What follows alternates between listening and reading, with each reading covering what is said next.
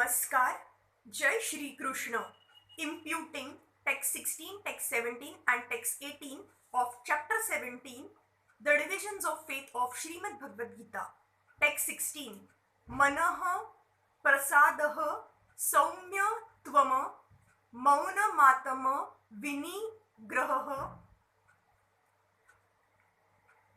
bhava sama shuddhira itaye tata tapo mana samuchayate. And satisfaction, simplicity, gravity, self-control and purification of one's existence are the austerities of the mind. To make the mind austere is to detach it from sense gratification. It should be so trained that it can be always thinking of doing good for others. The best training for the mind is gravity in thought. One should not deviate from Krishna's consciousness and must always avoid sense gratification.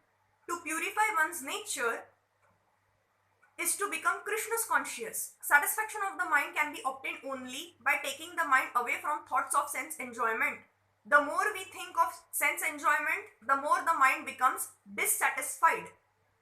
In the present age, we unnecessarily engage the mind in so many different ways for sense gratification, and so there is no possibility of the minds becoming satisfied.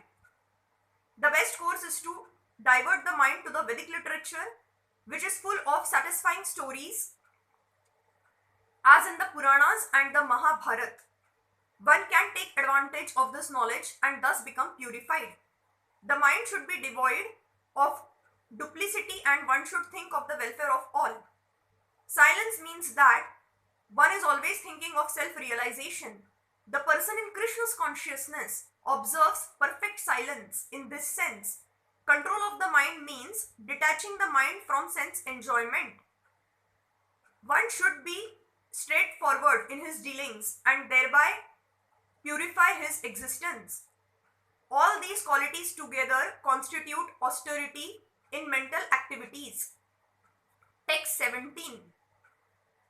Shraddhaya paraya taptam tapasa tatri vidham naraiha afala kanka kshibhira yukteiha satvikam paricha kshate.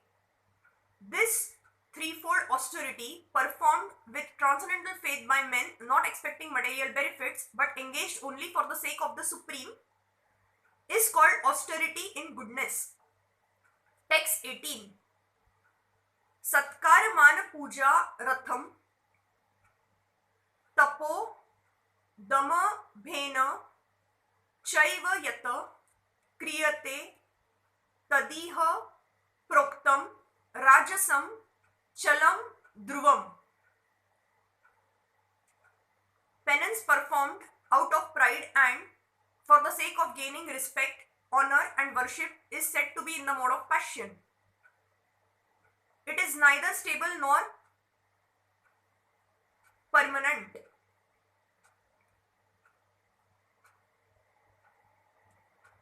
Sometimes penance and austerity are executed to attract people and receive honor, respect and worship from others. Persons in the mode of passion arrange to be worshipped by subordinates and let them wash their feet and offer riches. These arrangements, artificially made by the performance of penances, are considered to be in the mode of passion. The results are temporary. They continue for some time, but they are not permanent. Thank you.